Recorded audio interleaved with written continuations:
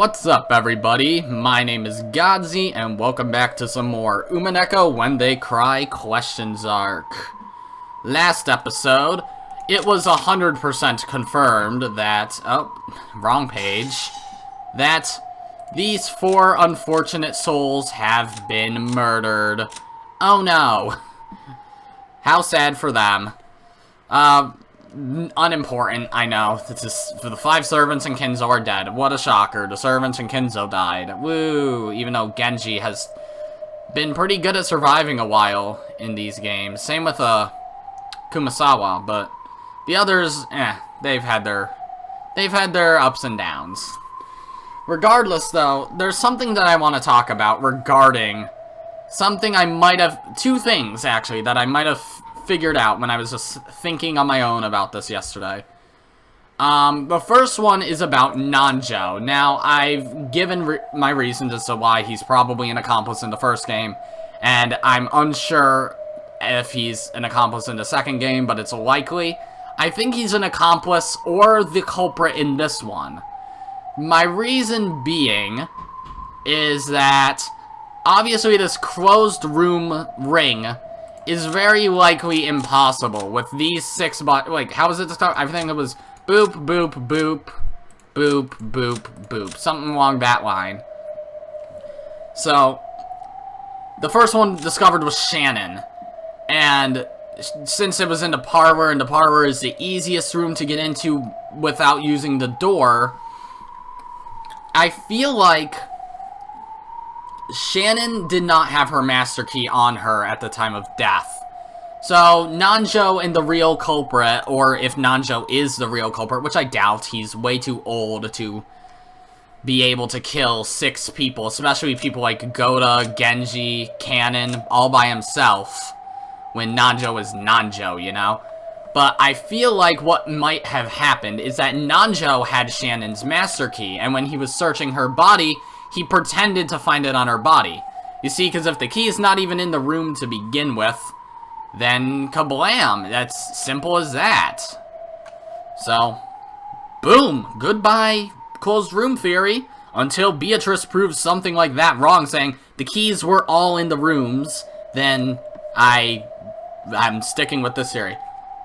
Meanwhile, it's obviously impossible that Virgilia over here, Miss Virgilia here, was the one who raised and helped Beatrice when Beatrice was a human.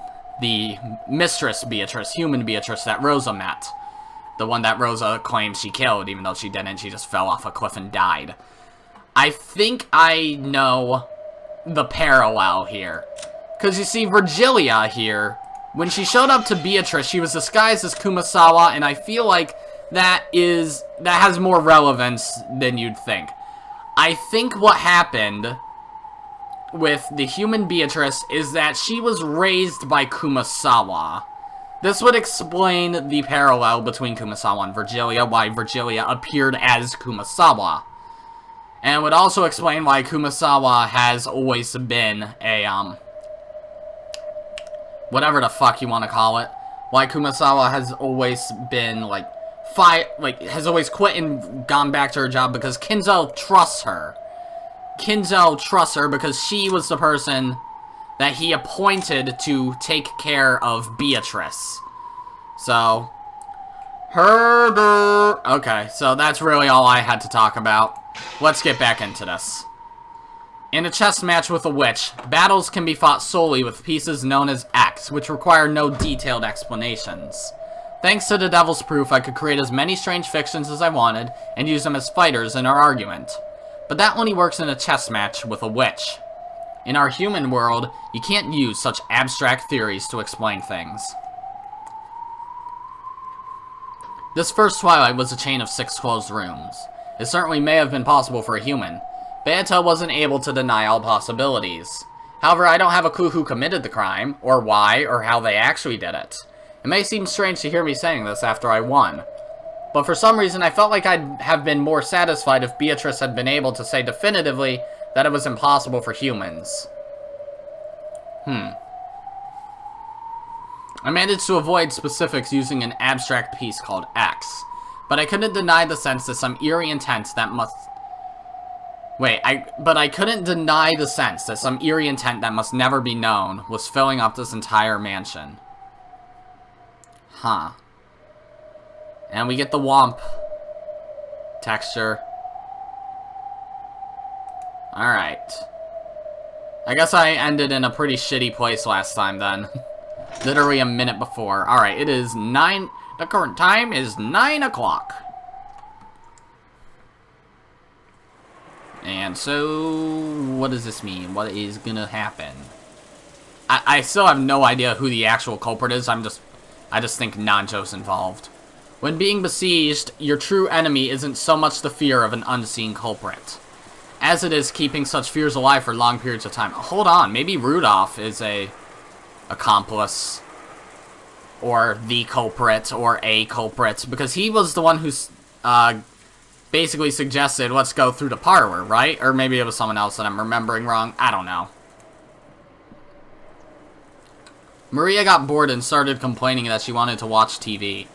There was no TV in the lobby, so she decided to return to the cousin's room on the second floor.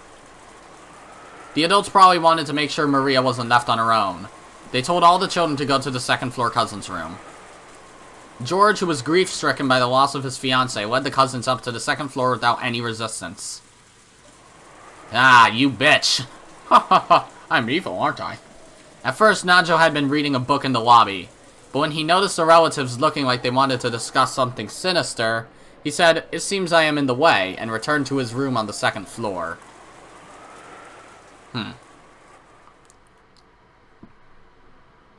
Oh, great. I'm starving. And if we just keep sitting around, we'll get sleepy, too. It's only natural. We didn't get any sleep at all last night. We will probably end up being barricaded here for a full 24 hours.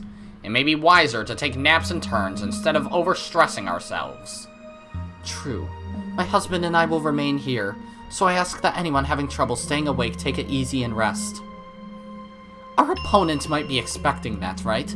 Even if they couldn't defeat this many people, if that number shrinks enough, they may plan to use that moment to strike. There are 7 of us here, so we could take 3-hour shifts in pairs. Tomorrow morning's a long way off. We still have some energy now, but tonight's gonna be tough.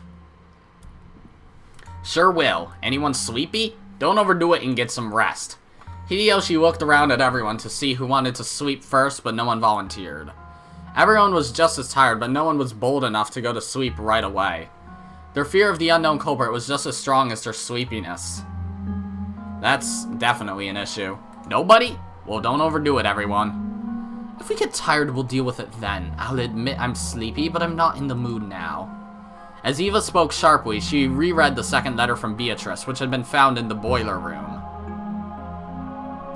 Beatrice had sent them 2 letters, which had repeatedly told them to solve the riddle of the epitaph. And she'd even provoked them by saying she'd give up her assets and the headship if they could solve it. Eva took out a notebook and opened it to a page with the epitaph copied onto it. Is this that epitaph? Yes. I hate doing what the culprit says, but we do have time to waste. I think it's the perfect way to stave off boredom. Not a bad way to kill time. Why don't we challenge it together as siblings?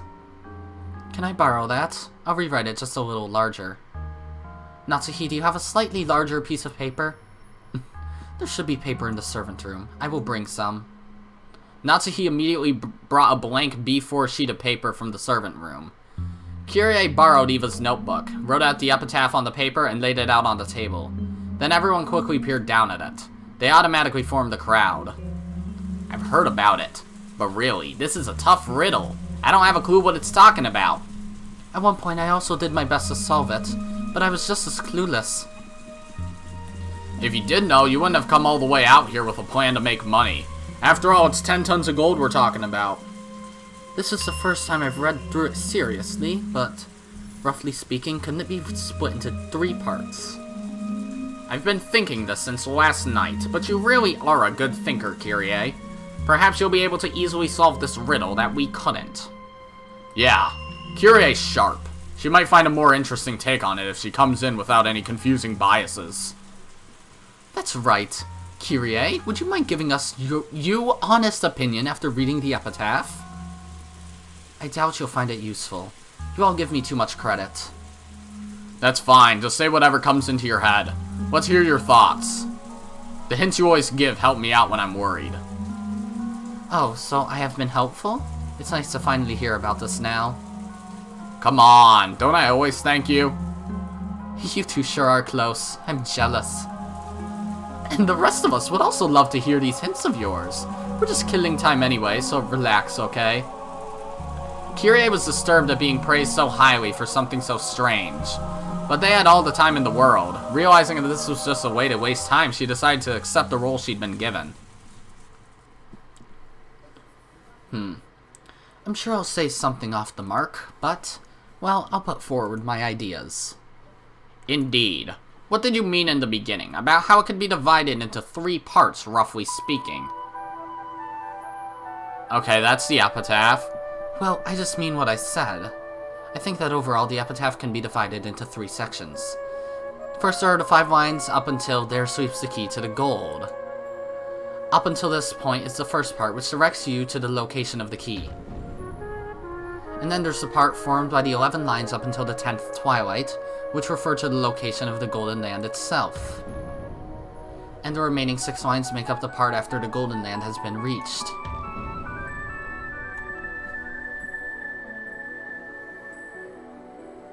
Wait, by right-clicking System Tips, the Portrait Epitaph, we can read it at any time. I got that. I see. It can be divided into 3 parts about the key, the Golden Land, and the Golden Land's treasure. Even we have been able to grasp that much. The 3 sections that refer to the key, the door, and the treasure. Kraus, don't butt in any more than you have to. Let Kyrie speak her ideas freely. Kyrie, please continue. We see it the same way you do so far. So then? I wonder about the meaning of that thing in the beginning, the beloved hometown. Normally that would refer to where grandfather lived, right?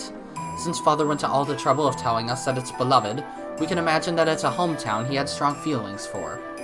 Did father come from Odawara? Odawara is definitely where he was born, but I don't think that's a hometown he loved. I imagine all of us siblings have the same place in mind. Right. This probably isn't Odawara.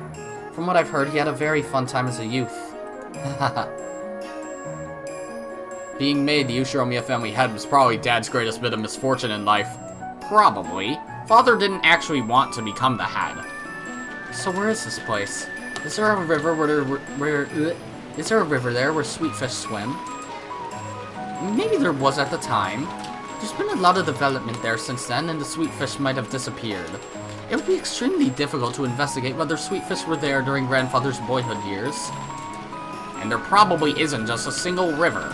I believe we all gave this a thorough investigation geographically. You even went to the actual place to investigate directly, right, Eva? That was only as a vacation, but the townscape had changed completely since Father's time. After all, it was caught up in that war, wasn't it? By now, even precisely locating the place Father lived is impossible. I imagine that if Father went there himself now, even he wouldn't be able to pick out the place he'd lived anymore. Well, after all, those guys have also gone through a remarkable recovery. I'm gonna turn off my heater now, because it's way too hot. Does the part about a Sweetfish River bring any place name query to mind? Well, yeah. After all, they're sweetfish, right? People say they live in rivers with clean water, so there are countless rivers that might work. Any stream Dad innocently went sweetfish fishing in was probably buried by the development later. It'd be different if we had a map from before the war, or a person who knew a lot about how the area was before the war, but it probably isn't something like that. What do you mean? I did not do that, thanks. Behold the Sweetfish River running through my beloved hometown.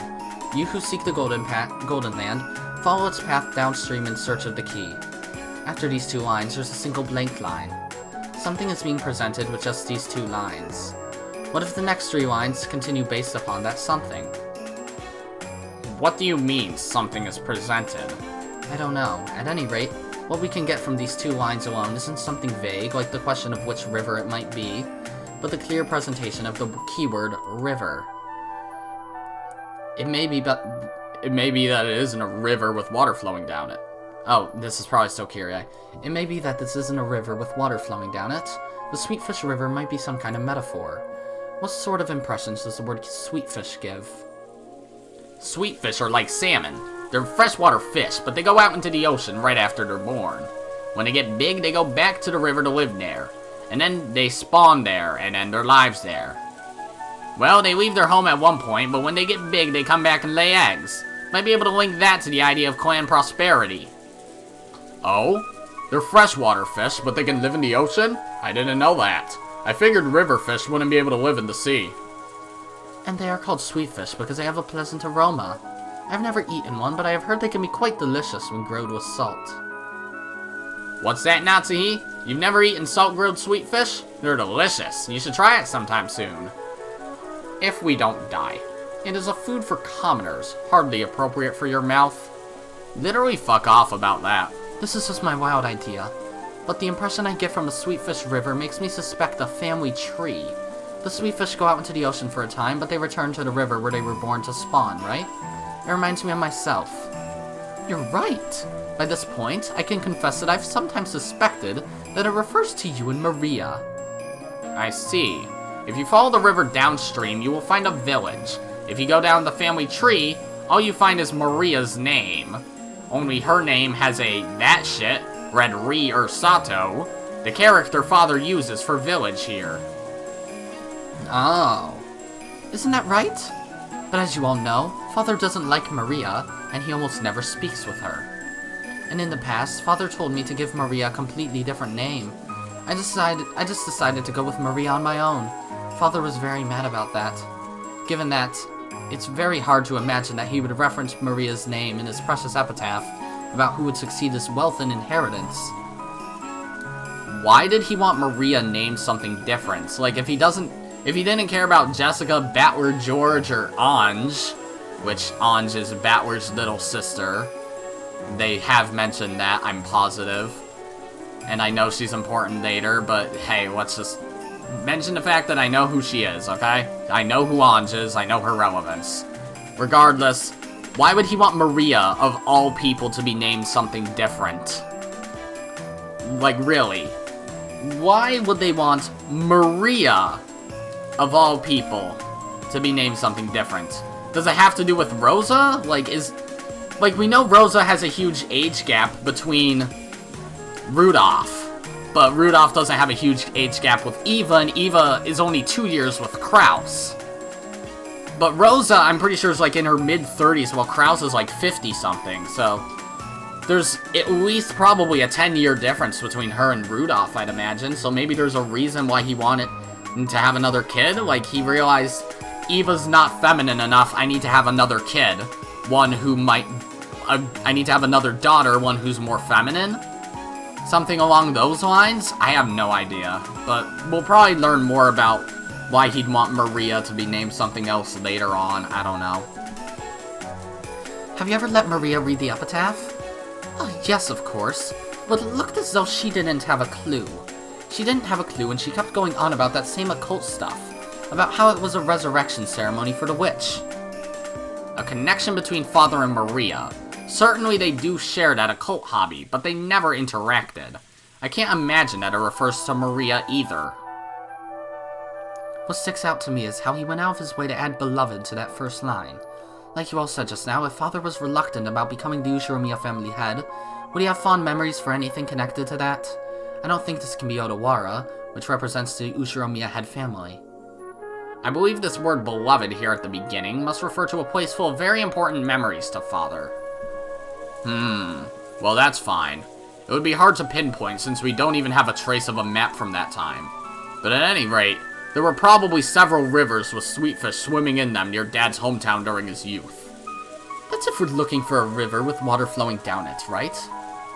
And then, go on, Kyrie. I don't really understand the 3 lines starting with, if you follow the river downstream, you will find a village. It's probably linked to the 2 lines about the Sweetfish River. I imagine it's something we'd understand automatically if we knew what the Sweetfish River really was. Until we figure that out, it's probably useless to try and solve those 3 lines any further. So we're stuck unless we know what the Sweetfish River really is. And there's no guarantee it even means a literal river.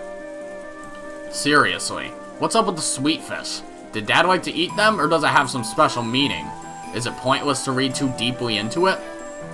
If you don't have both a micro and a macro perspective, your field of vision grows narrow. It might be better to be flexible and avoid thinking too deeply. Focusing on an abstract image of a river where fish swim, or something that can flow up or down. Then the answer behind the Sweetfish River passes through the next 3 lines and makes its way to the key to the Golden Land. If you think about it this way, I wonder if it was a mistake to split it into 3 parts. There's actually 4 parts. Go down the Sweetfish River, find the key to the Golden Land, journey to the Golden Land, and the treasure of the Golden Land. Truly intriguing. Well, you've gone this far, would you mind continuing and telling us your opinion on the most central portion of the epitaph? Up to the point when we reach the Golden Land on the 10th twilight. That's the most symbolic and also the most disturbing part. Since the word sacrifices keeps coming up, I can't help but think it has something to do with Father's occult ceremonies. How do you see it, Kyrie? Kyrie recrossed her arms several times, peering into the paper with the epitaph copied onto it as though she was looking through it. This is very difficult. It starts with the one who obtains the key, so you probably won't be able to continue without knowing what that key means. Oh. You see, I don't see how this list of twilights has anything to do with anything other than the killing. So does this mean the epitaph is already going and someone solved what the first part means? Because it's referring in the 10th twilight here. You shall attain to the power of the Golden Land's treasures once and for the last time. So, has the culprit already solved the epitaph? I'm spitballing here. I have no fucking idea. I'll have to give up on that, but I'll take a shot at trying to solve it anyway. Just like how the Sweetfish River isn't necessarily a river with water flowing down it, it's also doubtful that this key is actually something shaped like a key. Right. It might also be a code or a keyword. After all, this key isn't something to be stuck into a keyhole. It's something that selects 6 people to be sacrifices for the first twilight. In that sense, we can say for sure that this key isn't being used to open the door to the Golden Land. But what a disturbing key it is. The key that can choose 6 human sacrifices. How would a key select anything? Do you spin it like a roulette? This key indicates a certain group of 6 people. No, we should say it indicates a certain group of 6 things. If this doesn't mean a literal command to offer sacrifices, for example, it could be an anagram. An anagram? Do you mean playing with letters? Yes. No, that's wrong. I've been thinking about it ever since Rosa started talking about the family tree, and about how village was a part of Maria's name. It seems that ever since the words beloved hometown came up, Rudolph, for example, has assumed that this epitaph points to some coordinates or some other geographical feature, but that might not be the case. This could be some kind of puzzle, or maybe playing with letters. Forgive me, but how does one play with letters? Oh, well, it's like sucker Mary barrels. What do you get when you take out the E's and R's? Suck my balls. Like that. Well, you were raised well, Natsuhi, so you probably don't know. Mary? Take out the E's and R's? Huh? Stop it. It is an undignified game, inappropriate for you. Only Natsuhi didn't get it and had a blank look on her face. It seemed that she'd only guessed that the answer had to be something undignified, going by Rudolph and Eva's sniggers. Natsuhi, it's something like this. This is just something from Maria's book of riddles, okay? There's this thing called a Tanuki notebook. It's a notebook written like a code with a lot of tas mixed in, and if you remove all of the tas, then the true paragraph pops up. It's a game like that. Oh, I see. Natsuhi finally realized the answer to the undignified riddle Rudolph had posed, and her face grew red as she hung her head in embarrassment. So maybe kill actually means remove in that sense, right? Yes, I also thought that. It's possible that the key to the Golden Land is a word with 6 characters. In other words, the ta from the Tanuki notebook is actually 6 characters here. This is getting complicated. Playing with letters, is it? In Japan, it really feels like a child's game, but it's apparently a stylish form of humor among intellectuals in the English world. It's easy to imagine that father was interested in it. But by this point, I quickly lose my ability to understand it. Up until this part, it may have been filled with mysteries, but it was extremely sequential. Sweetfish River, go down it, then find the key. All of that is extremely sequential. And as a result, we can guess that we gain a 6-character key. But in that case, we now don't know what we kill the 6 characters from. That's right. Where do we pull the 6 characters from? It doesn't tell us. On the second Twilight, there are those who remain, which means that at the very least, that something has a limited number of characters. You could read it like it's telling you to continue with the remaining characters after the first 6 characters are removed. And yet we don't know what this something is, even though it should have been shown to us at the beginning. Are we wrong even in our assumption that this is playing with letters? Everyone crossed their arms and fell silent. It felt like they were about to reach a novel understanding they hadn't managed before, but they stumbled just one step short. Then Hideyoshi's stomach rumbled heartily. That silence was broken by laughter. Sorry. Strangely enough, by spinning the gears in my head for a change, my stomach's gone completely empty. Looks like I can't stand missing breakfast. Natsuhi, is there anything to eat here? There should be at least enough set aside for breakfast. I will prepare it. I'm also starving, and I'll bet those brats above us are the same. Still, I doubt there's enough for the 18 people here, much less a full 3 meals, right? That's right. It'll be a long journey till tomorrow. Maybe we'd better take a trip back to the mansion and fish around for some canned food or something in the kitchen. There's nothing more than crackers and snacks here, but if that will be sufficient, I can get them ready for you all. But with this many people, there might not be any left for lunch. That will do for now. Would you mind getting those ready?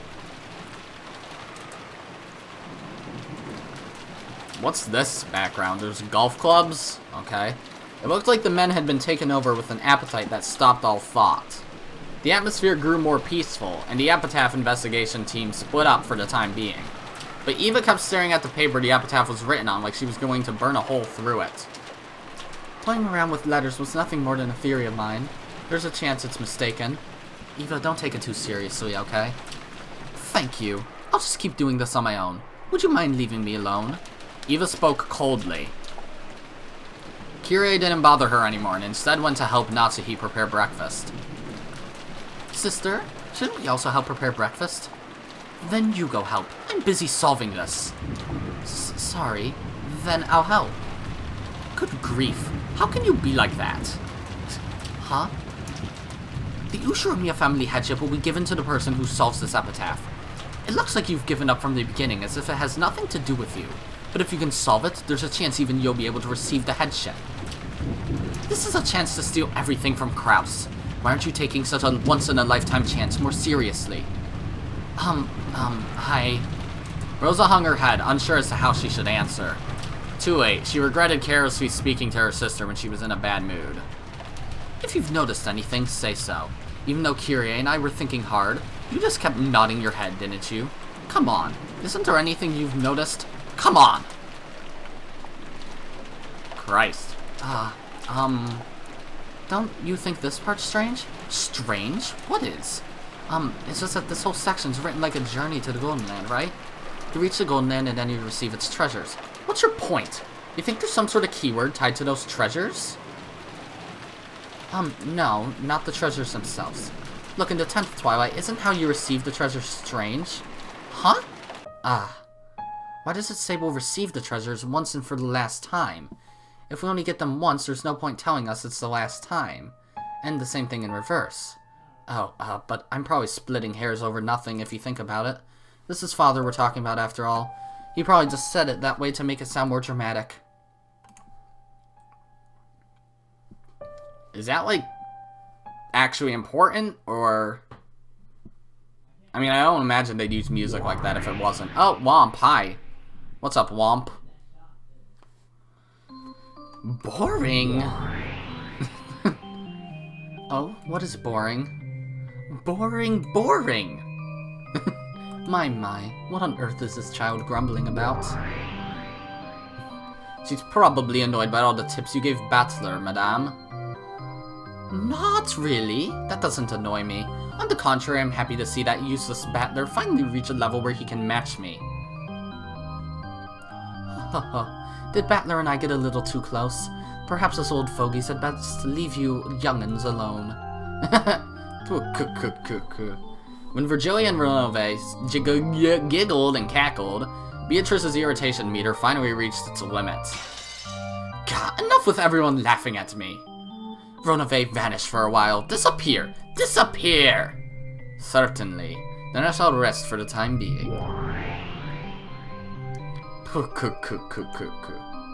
Renove bowed his head, still laughing, and vanished.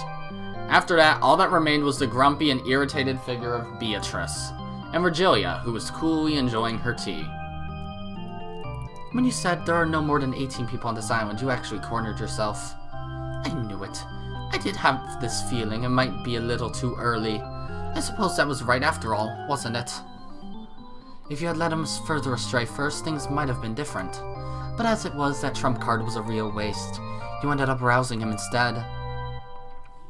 In addition to denying the witch, Battler had possessed a second victory condition, one of explaining everything without suspecting one of the 18.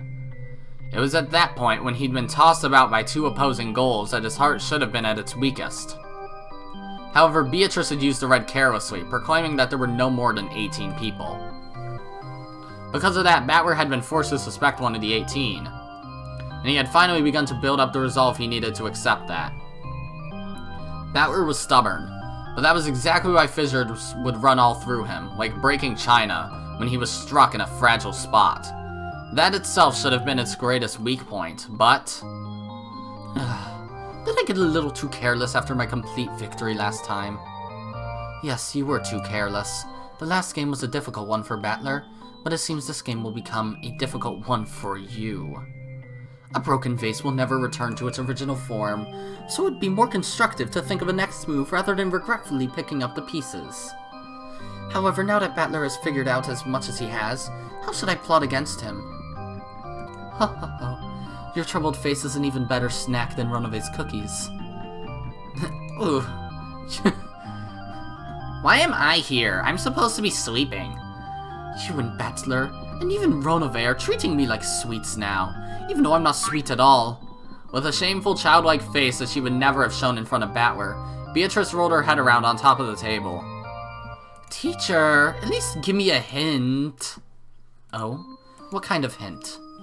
If you know some really good move that'll leave Battler speechless and make him want to accept me, I won't ask you to say it outright, so, even if it's just a hint. Ha ha ha, I can't. I'm on Battler's side right now, so I couldn't teach you something that would give you an advantage. Come on, don't be so stingy. Your disciple's in trouble, right? I seem to remember you brazenly boasting that you had surpassed your teacher. Ugh. Please act like an old person and give me just a bit of your crafty ideas. Please. It's mean if you only help Battler. My, you're still a spoiled child. But it's true that I may have given Battler a few too many hints. It did serve as a scolding to you, but perhaps it was a little too much support for a fair game. Isn't that right, isn't that right? Please, teacher, at least just a hint now. This is only a hint. Think about what it means by yourself, okay? Yeah, I'll think about it myself, so please, give me one that'll leave Battler down in the dumps, teacher. Considering how she acted like a great and mighty witch in front of Battler, the way she acted when he wasn't around was truly pathetic. Virgilia sighed at how childish Beato still was, despite all the time that had passed. Then just a hint. Do you know of Aesop's fable, The North Wind and the Sun? Of course! It's a story about how the North Wind and the Sun challenge each other to see who can steal the cloak off a traveler, right? That's right. Violent, impatient methods aren't necessarily the best decisions in all cases. You don't have to tell me that. I've already reflected on the mistakes I made when I was too anxious to achieve victory. Think well about what this means. And furthermore, there's one point that Battler seems to be misunderstanding a bit, but he isn't the only one. Do you understand the victory conditions of this game? What else is there other than making Battler surrender? See, you're already wrong there. How am I wrong? Your victory isn't making Battler surrender. Isn't it making Battler accept your existence? What's this? You want me to butter him up, begging him to accept me as a witch? How foolish! I haven't sunk that low. Grr, Beato growled like a dog in a bad mood. Virgilia shrugged her shoulders, snickering at her disciple, who was as short-tempered as ever. That is my hint. For the rest, you'll have to consider deeply on your own. In any event, your moves up until now will not work on Battler. A significant tactical adjustment will probably be required. I don't need you to tell me that. I don't have a clue what you mean by the north wind and the sun. But at any rate, I realize I'll have to alter my course. I'll introduce a scheme clever enough to surprise even you, teacher. Ha ha ha. I look forward to it. I wonder how Battler will tackle that. I wish you good luck as well. After Battler, you mean?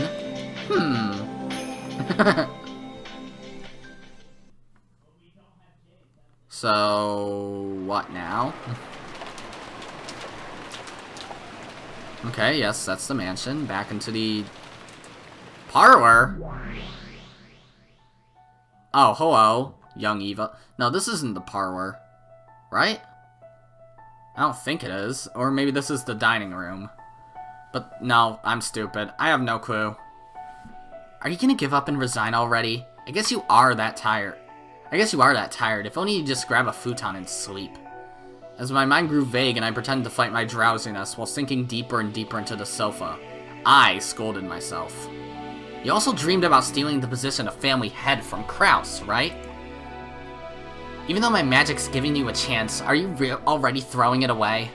You could say that, but this riddle is really hard. Oh, I'm stupid, this is Eva. You could say that, but this riddle is really hard. Even a wire puzzle would be better. At least in that case, you know for sure that it's solvable. But in the case of this epitaph riddle, we've been given no reason to be sure of that. I might just be fighting a useless battle. Still hazy, I looked at the notebook I'd been holding the whole time. It was open to a page with the epitaph, which I must have stared at hard enough to burn holes in it on so many hundreds of nights, I'd lost count. That page is truly a door. On the other side lies the Golden Land, the place I've wanted to drag myself to no matter the effort ever since I was a child, and the place I was never able to reach. Am I touching the door with both hands? With the book? No, the door right there in front of me, ready to be opened, and yet still unable to reach the other side. That's right, your hand is already on the door. Come on, open it with all your strength, and read the characters written on the door. Open it with all of my strength. Read the characters written on the door. Strain your eyes. See through to the thing beyond the epitaph written in the notebook. The beloved hometown definitely won't betray our expectations. The only past father held dear happened during his childhood years. That's right. Then what about the Sweetfish River? There are several rivers where they swim, and there's reason to doubt that this just refers to one close to the place father lived. If we take out a map and start calculating which rivers with Sweetfish were closest, things will quickly get vague and we won't be able to narrow it down. Didn't you say it yourself? You said it didn't have to be a river with water flowing down it. If the word Sweetfish is too complicated, why not forget it? Did they just copy the sprite over a little bit? Like, it looks like there's like a border frame around the right side of it. Like it just moved a pixel to the right or something. Think of a river. A river. Linking it with the family tree wasn't a bad idea. Try thinking about how to link a river with something else along those lines. Roots? It isn't a river, but where else could Sweetfish swim? Oh, but if we're talking about places Sweetfish can swim, then maybe the ocean has something to do with this. Didn't my husband even say that they go out into the ocean even though they're river fish?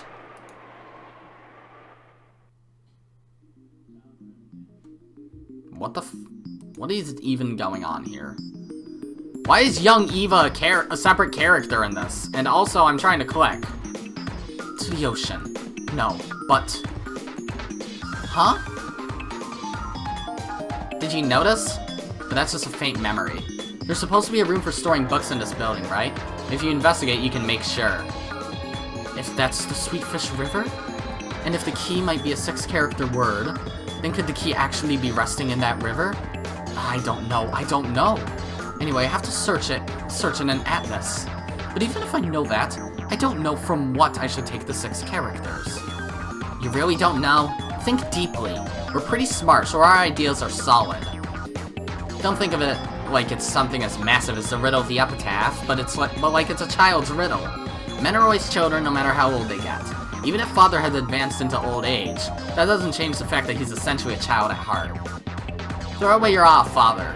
Think of this like it's a worthless infantile game with riddles, like the ones Maria suddenly brought out on the boat. Riddles. Worthless. Infantile. Huh? I'm sure that was... What was it? I'm sure, if my memory isn't wrong, that is probably the case, No, I don't have to rely on my vague memory. I should be able to figure that out immediately by searching the library. We've probably already noticed the answer. All that's left is to investigate whether it's correct or not. Come on, Eva. Let's go to the library, making sure no one sees us.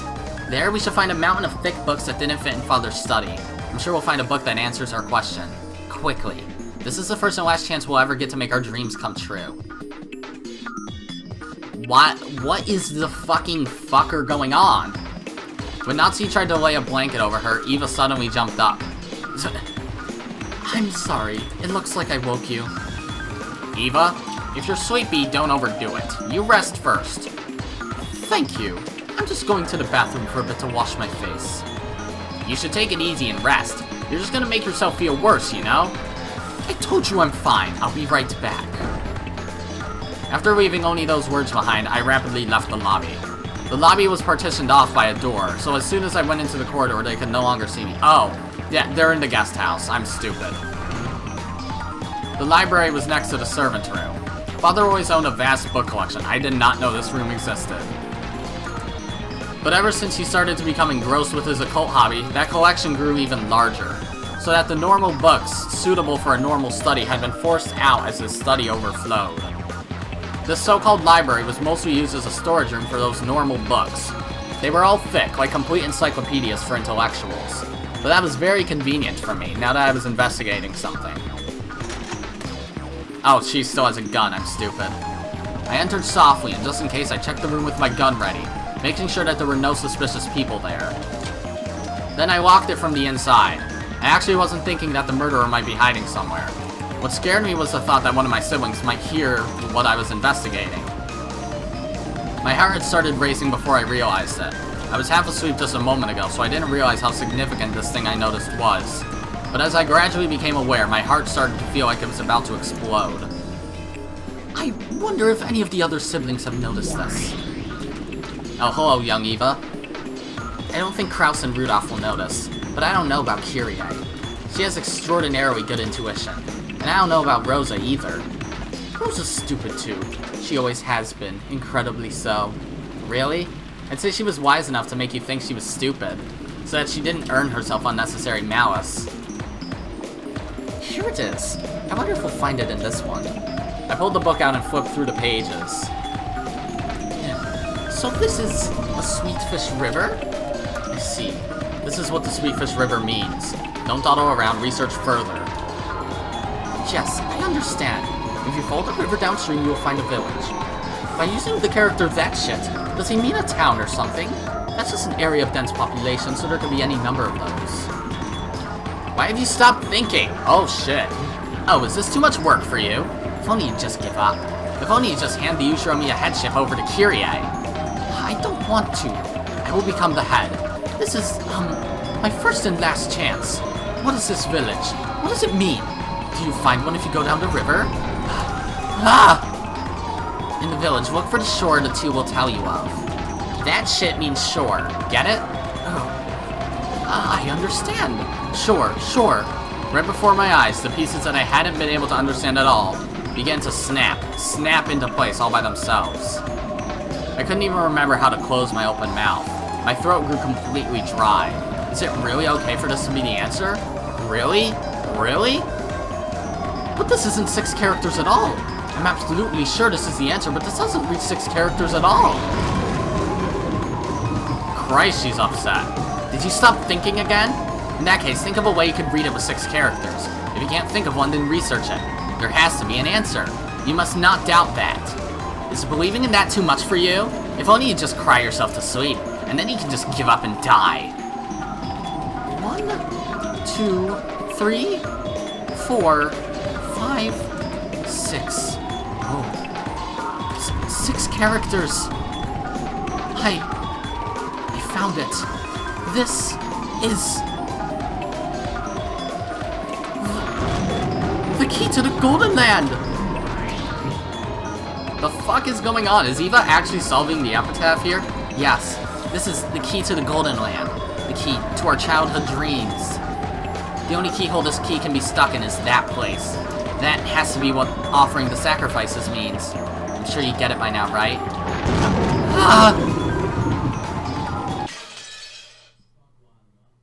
Wait.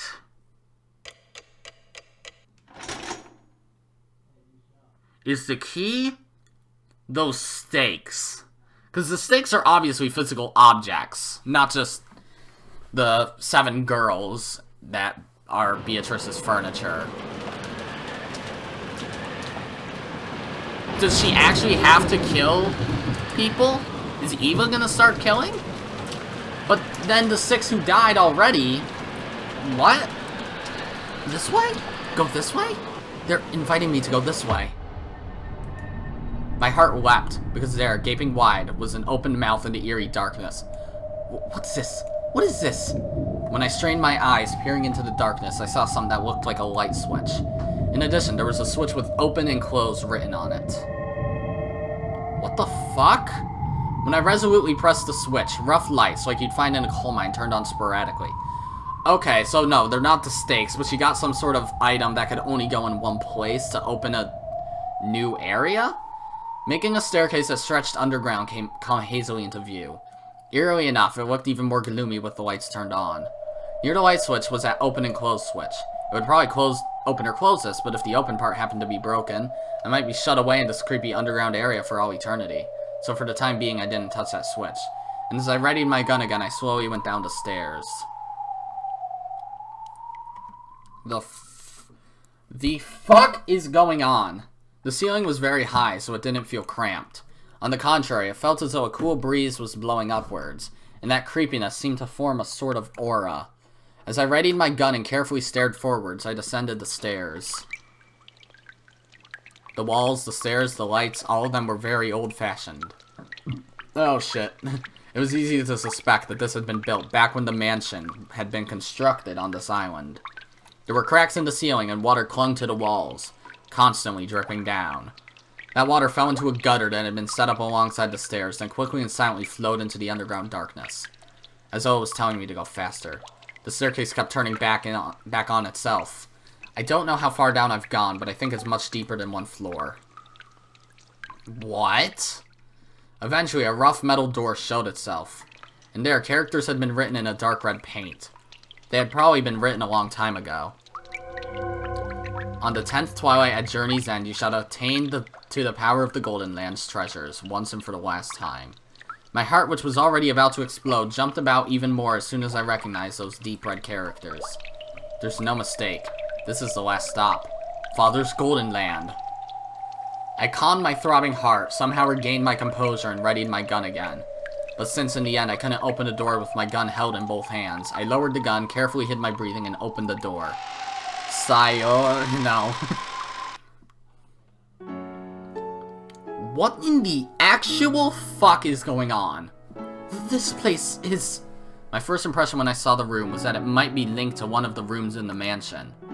That's right, it had exactly the same atmosphere about it as the sealed VIP room on the 2nd floor. But this was underground, so there were no windows. There was only the solemn light of a grand chandelier. But even though it was dimly lit by the faint light, the quality of the interior was more than enough to take your breath away. What in the fuck is... There's the gold! Holy shit! A bed with a canopy and a rocking chair that looked like it would be comfortable to sit in. An extravagant soda and carpet. A sofa, rather, not soda. The room was like a dream every girl yearns for at least once. And yet, since it was an underground hidden room with no windows, it felt more like the hidden house of a witch. I never swallowed the legend of Beatrice, Witch of the Forest. However, after being shown this room, it certainly became hard to doubt that she actually had existed, and had lived in this room.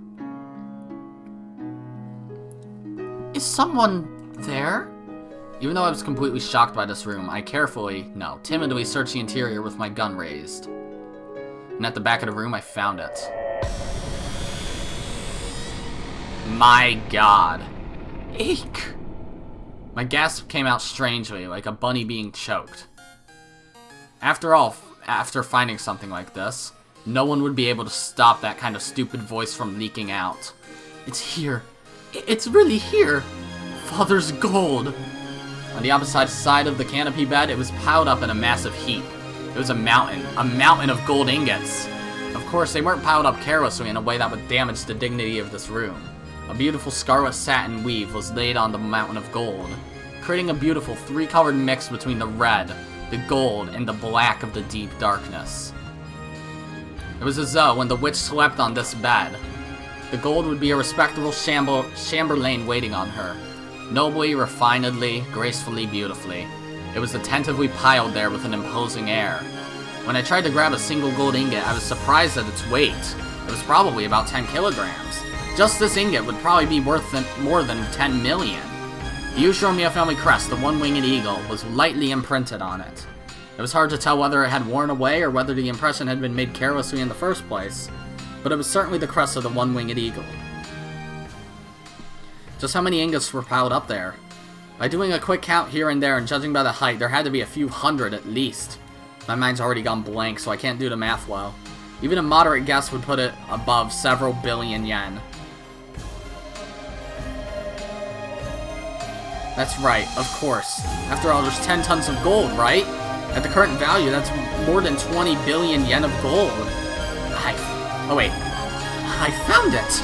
Before anyone else, I found it.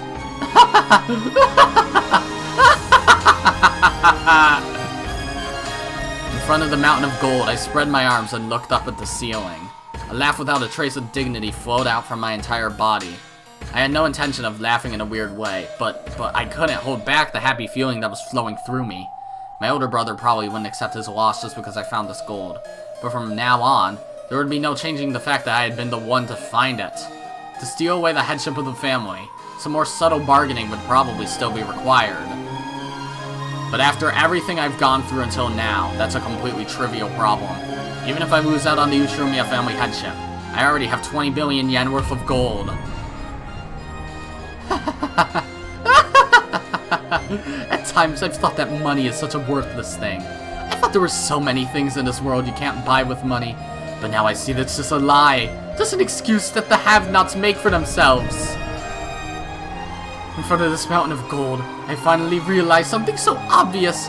By using this money, I can give birth to all the happiness in this world. With this money, my husband's company is already saved.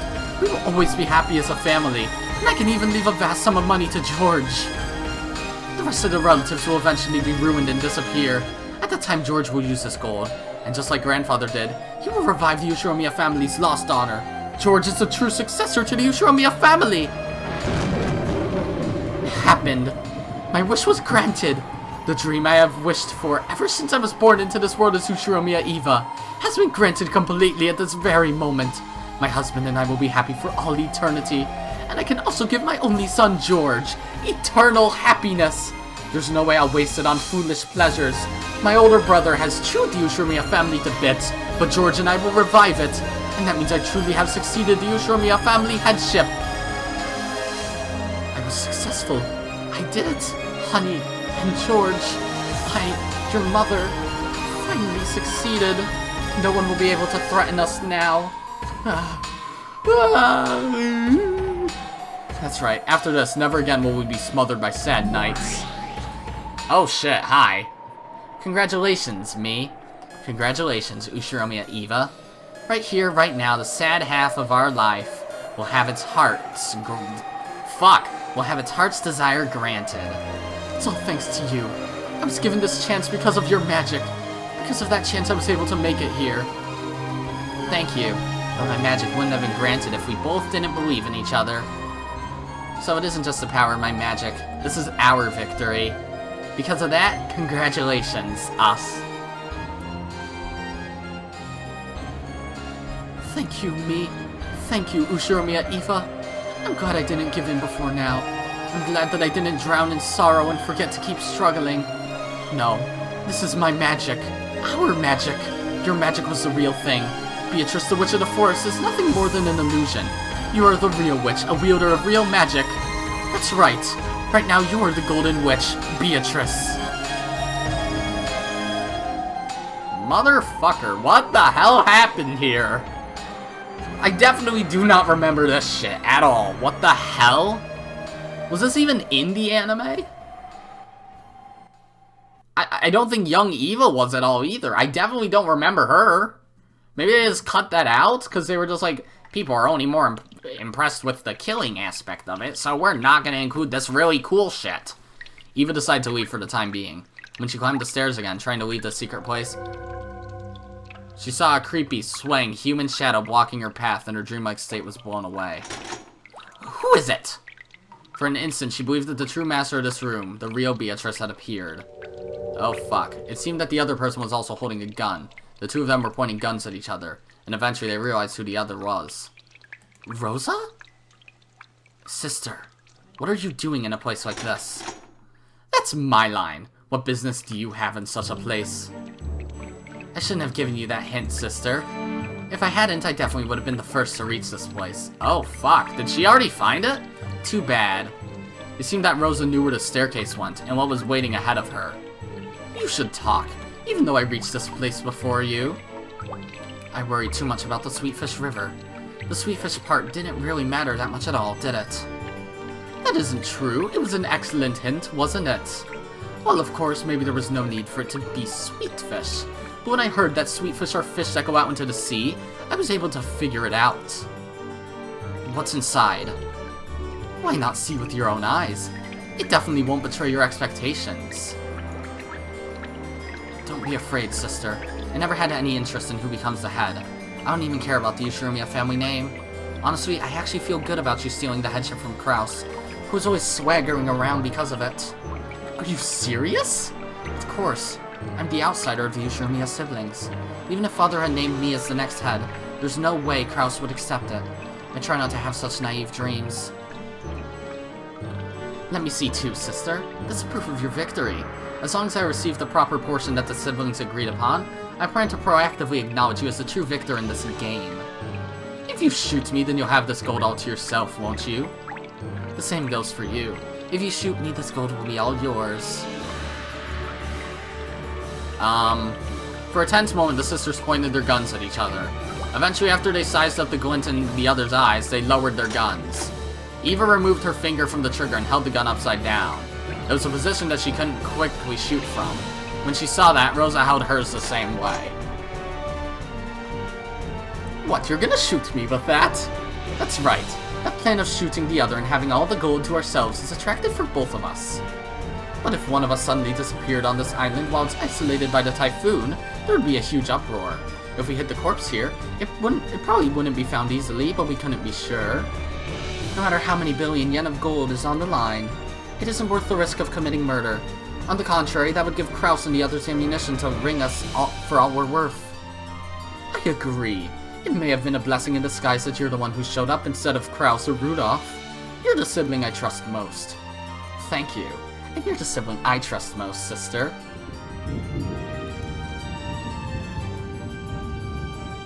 You could fool me saying these two are just the same person, because Jesus Christ, they act very similar.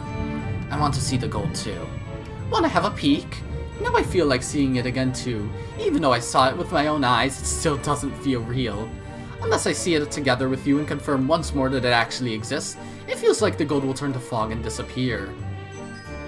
Eva started descending the staircase once more. However, she didn't carelessly expose her back to Rosa.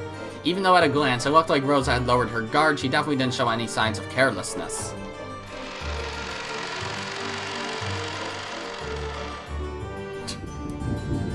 And there's all that again, just in case you forgot. Then they reached that room with the witch once more. Rosa also gasped, stunned speechless by the vast amount of gold.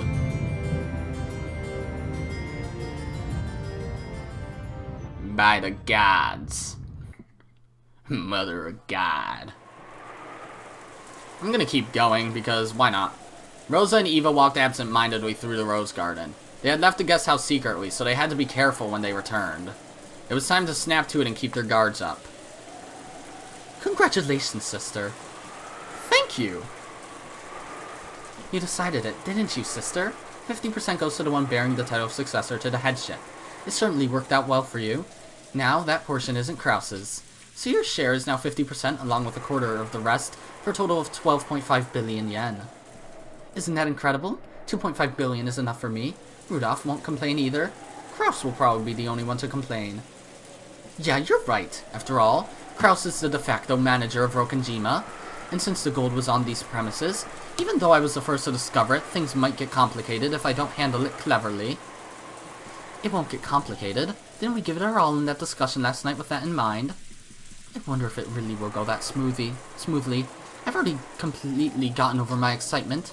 How we manage everything from here on is the real problem. That's a problem for the new head of the Ushiromiyas family. A problem for you to enjoy, sister. It has nothing to do with me. Heh, that's some big talk coming from you. I'll support you as the second discoverer, if you'll at least give me the early payment we decided on. I'd like 150 million yen by March. Yes, that will be fine. If you support me, I'll graciously pay you that much. I'm not Krause. Anyway, why don't we go and shock Krause and the others, even if we cover up the actual location? I want to see Krause's shocked face as soon as I can. Wait a second, Rosa. Wait a while before telling everyone about it. Huh? Why? You idiot, isn't it obvious? This is that haughty Krause and that sly Rudolph we're talking about. Even if we do announce it eventually, it's certainly too early now. Unless we carefully investigate how to make our next move, it's possible that all of the gold we finally found will be snatched away by Krause. Eva thought she was saying something extremely natural. So when she saw Rosa's expression suddenly cloud over, she was a little surprised. What are you unsatisfied about? You know what kind of a person Krause is. Sister, that's against the rules. What do you mean? Didn't we make a rule that whoever found the gold would announce it immediately? If you hesitate, the foundation of the rules will be destroyed, and that could lead to something worse in the future. With Krause as crafty as he is, that violation of the rules will come back to bite you. Don't be stupid. This is Krause's island, and that gold just now wasn't cash. We're talking about the liquidation of a vast 10-ton mountain, right? It will take a significant amount of time to carry it off and turn it into cash, and that will only work in Krause's favor, since he has practical control over this island. Don't you even realize that? I don't like it when you search out each other's weaknesses like that. All I want is to reach a clear decision regarding my 2.5 billion portion.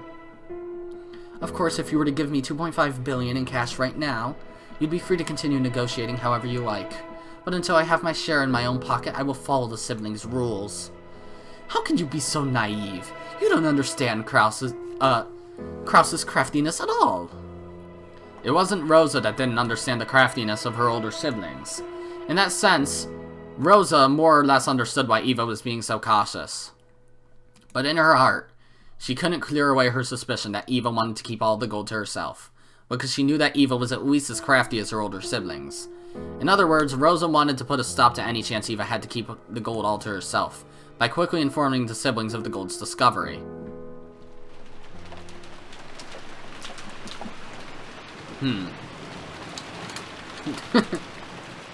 Rosa? Sorry, but at least listen to me this once. Are you saying that if I don't listen to what you say, you won't be able to get me that 150 million? That isn't the way I wanted to say it. But if you really need that money, supporting me is a more realistic option. If you talk to Krause and Rudolph, even the portion that's your natural right might disappear. You don't want that, do you? For a while, a severe expression that she'd never shown to her sister before rose to Rosa's face. There wasn't even a trace of her restraint as a younger sister. There was just the ruthlessness. No, the seriousness of a single human arguing about a vast sum of wealth. Eva made light of it, chuckling. My, how careless we must be to stand around here talking like this. Even though a frightful murder case has just taken place, and the culprit might still be on this island. I'm sure it was just the servants play acting. There were no murders on this island in the first place. Oh? So you do think that after all? The circumstances surrounding those 6 deaths shows us that clearly. A crime from the outside couldn't possibly have created those 6 closed rooms. Dr. Nanjo said they were all dead, but that was a lie too. This is all a complicated act that father cooked up. All the servants are just playing dead. Pretend that was Rosa, okay? A murder never occurred in the first place. There's no way that there's a murderer prowling around. Ha! I'm surprised you noticed. You looked pretty scared, so I didn't think you'd figured out so much. I'm good at reading the mood of a situation. I've got you to thank for training me so well. That's right. Wait, that's right. Come to think of it, now that the servants are dead, almost everyone on this island is a member of the Ushiromiyas family. As for Nanjo, he proclaimed the deaths of the servants. But when the relatives began to discuss the riddle of the epitaph, he disappeared off to the 2nd floor as if he didn't want to get in the way. All of it was an act to get us to try and solve that epitaph. And that's why you need to announce that you're the victor, sister. There's no way that burnt corpse was really father. He got a corpse with the right number of toes from somewhere, and went to all the trouble of burning it in that creepy way of his so we would see it. I'm sure he's hiding somewhere, watching to see how we'll behave. I bet he already knows you reached the Golden Land, sister. That's why you should announce that you're the winner soon. I'm sure father will appear out of nowhere to applaud you and proclaim that you're his successor. Then again, I've still got to pester you for that 150 million, so I can't stand against you in any way. So you'll listen to what I say, and keep quiet about this to Kraus and the rest? Make your position clear, Rosa. I want to tell them. We made that rule just last night. We shouldn't just throw it away. Of course I will announce it in front of the siblings, however I want to closely analyze the situation first. We've got to carry out 10 tons of gold, convert it into money, and distribute it fairly. Until I have proof that I can do all that without Kraus getting in the way, I want some time to think. I only want to postpone my announcement until then. I'm certainly not keeping it secret because I want it all for myself. You'll definitely announce it to everyone sooner or later, right? Yes, of course. Even I want to rub it in Kraus's face as soon as I can. About how much time will you need to think? I won't know that until I've thought about it. Will one night be enough? I can't promise you that it'll only take one night. Out of respect for you, the successor, I'll support you for one night. This year's family conference will end tomorrow morning when the typhoon passes and a boat comes to get us. That's right, when the seagulls cry, I will remain silent until then. If you still feel that you need more time to think after that, then we'll cross that bridge when we get there, okay? I'll support your position to the best of my ability. You really are cunning, aren't you? I'm surprised. Were you always this resilient? I guess it's true that women become stronger when they have a child. I realized that in myself when I had Maria. Understood. For the time being, thanks for your cooperation. We can talk about tomorrow when it comes. Yes, that's right. I'm convinced that you'll become a fair-minded successor to the headship, one who never even considered taking all the gold for herself. Isn't that obvious? I will split the gold evenly among the siblings. Oh, fuck. No way. I found it.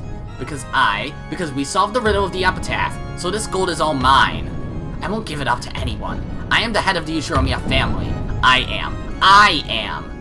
The witch inside Eva claimed exclusive possession in a loud voice. Why are they calling her a witch? Isn't this just... Eva?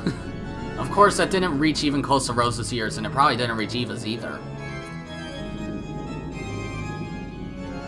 Indeed, I shall acknowledge it. You are the true head of the Ushiromiyas family, chosen by the witch's epitaph. Now I acknowledge it upon my name.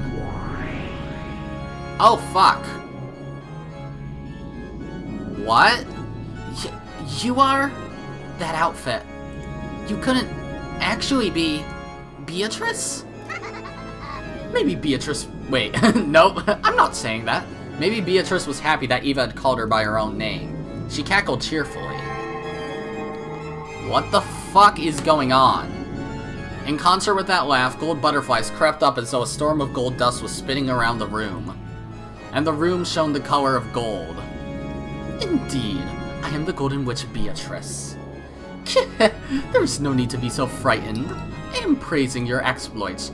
Truly excellent. Imagine that you would spectacularly solve that riddle of the epitaph. It is worthy of my admiration. You're the one who sent that letter? So I'll inherit all the gold in the Ushiromiyas family headship, right? You wrote that in your letter, and I overcame that challenge. Indeed. I shall acknowledge it.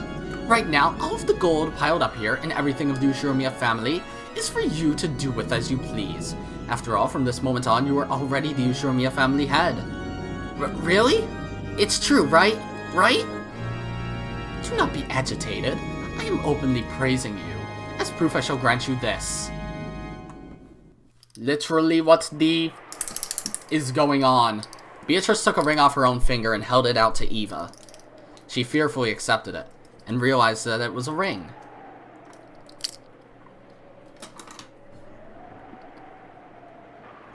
What the... Could this be...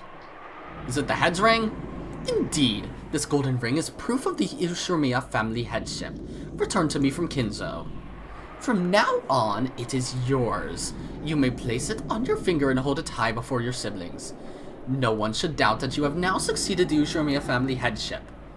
Eva stared closely at the ring. It certainly wasn't a fake. Without a doubt, it was the real thing. She dreamed of receiving this ring someday, focused on this day over and over again, and it was now finally a certainty. This ring had now designated her as the head, and had been handed over to her, and timidly she put it on the middle finger of her left hand. The fuck is this?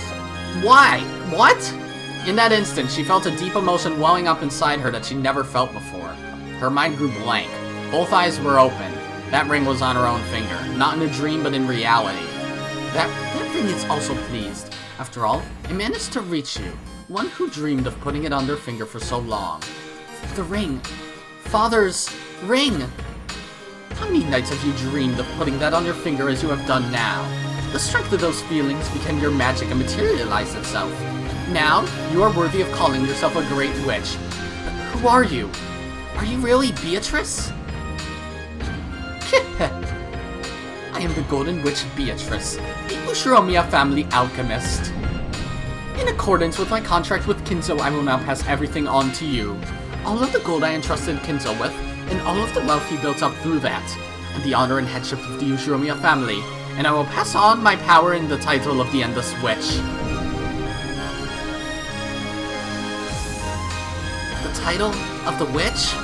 I will pass on all of my magical power, and the titles of the Golden Witch and the Endless Witch. Following my predecessor's example, I will hand over my name, Beatrice, along with that title. The fuck? You may now call yourself by that name. Eva gulped. The chandelier light, which had seemed dim, now felt too bright. By my name, I shall now commence the succession of the Golden Witch. The fuck? I'm beyond confused right now. It is 7:30 p.m. I need to edit this video, please. But whatever, this is too cool, actually. The instant Beatrice made that proclamation, everything was buried by a golden sparkle and changed into a majestic place that looked like an audience hall. In the audience hall, there was a crowd of Beatrice's minions and brethren, as well as countless gold butterflies celebrating this first succession ceremony in 1,000 years. When she looked, she saw Beatrice in the throne that only the Endless Witch was permitted to sit in, holding a golden staff, reigning with a dazzling dignity. Without being ordered by anyone, Eva automatically kneeled, hanging her head. What the fuck? Hi, goat! Why? A goat attendant respectfully handed Beatrice a golden staff in the shape of the one-winged eagle. After Beatrice stood up and received that staff, she laid the tip of it on Eva's shoulder and spoke. It was a proclamation 1,000 years in coming. Ushiromiyas Eva, you have spectacularly solved the riddle of the witch's epitaph and reached the Golden Land. I praise that accomplishment, and hand over all of the endless magic, as well as the titles of the Golden Witch and the Endless Witch. From this point forth, you may call yourself by my name, Beatrice. Come, raise your face, then stand and accept the staff. I am most grateful. Eva stood up dizzily and took the magic staff from Beatrice's hand. Her hand was trembling slightly. Hi, Womp. What do you want? As soon as she grasped that staff, she was wrapped up in the brilliant sparkle of gold, as though gold butterflies were flowing out from inside of her. In the instant she succeeded the Golden Witch, Eva felt something in the depths of her soul be reborn. To describe it in a word, it was energy. Energy with a gold color. It felt like she was waking up, as though she had been half asleep ever since she had been born and was opening her eyes for the first time. It felt as though her true eyes, inside her eyes, were open for the first time in her life. The fuck is going on? What?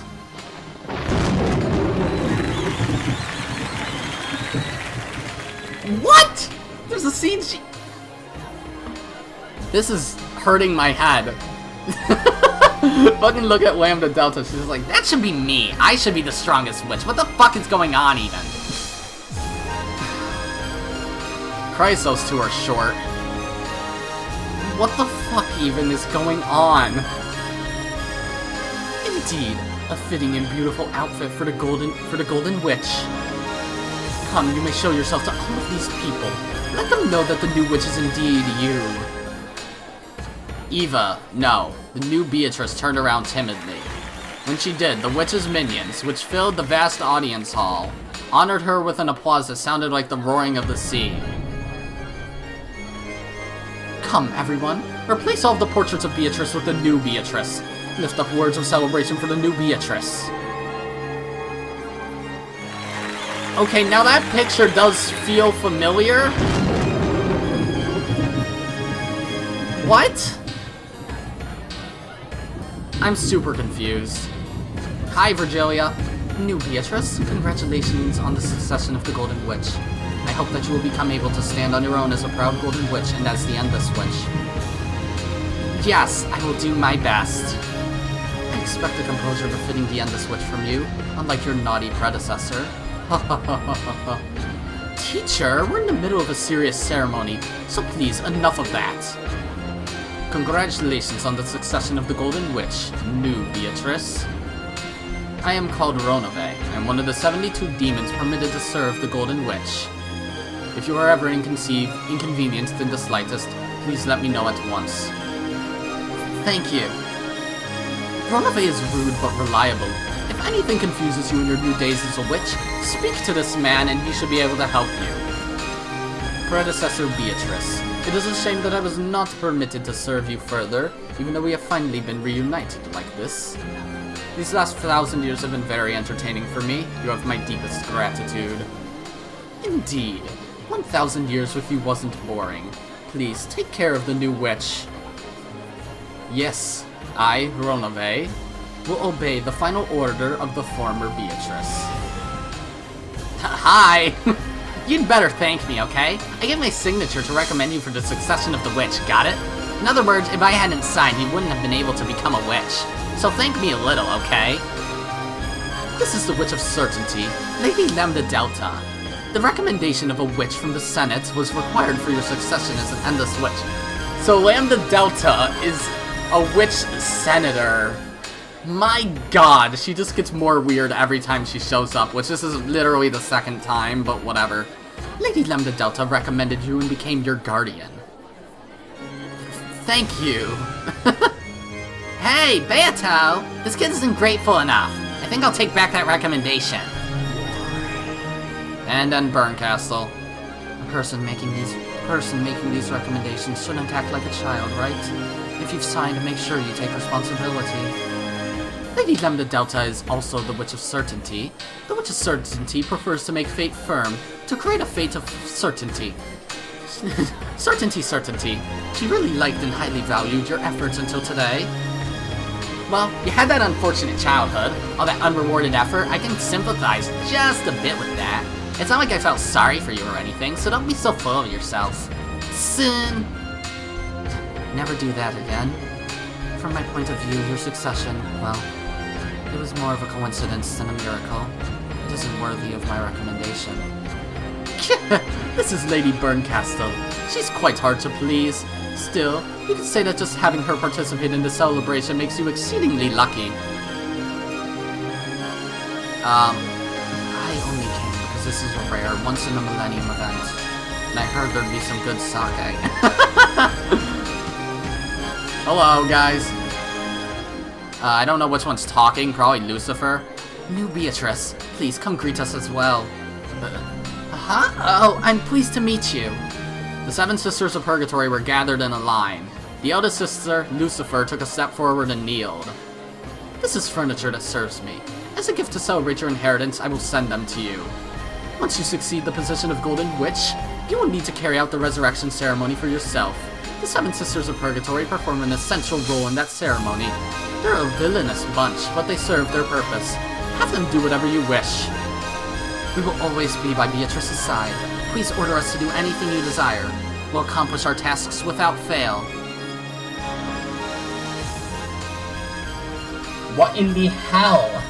This is gonna be a long-ass episode. I'm not splitting this. This is way too cool to upload as separate videos. Even after that, many nobles and minions visited and offered words of congratulation for the new witch. As she responded to them confusedly, she felt as though she was growing lightheaded due to a lack of oxygen. She couldn't tell if this was something real or unreal, but there was just one thing she could understand. A feeling of achievement at being permitted to call herself the Golden Witch. That alone was a truth she could definitely understand. What the fuck? I'm so goddamn confused. Yeah, Batware, I'm confused too. You know what? That's a decent ending place. Batware being confused, because that is me. That is my face right now. I am really confused. Hair color and all, I'm super confused. But whatever. That's gonna be it for this episode. If you liked it, be sure to press the like button, and if you didn't like it, fuck you too. Remember to subscribe, follow me on Twitter, and hit that notification bell to stay up to date on all my videos and stuff. And as always, my name is Godzi, and I will see you all next time. Goodbye!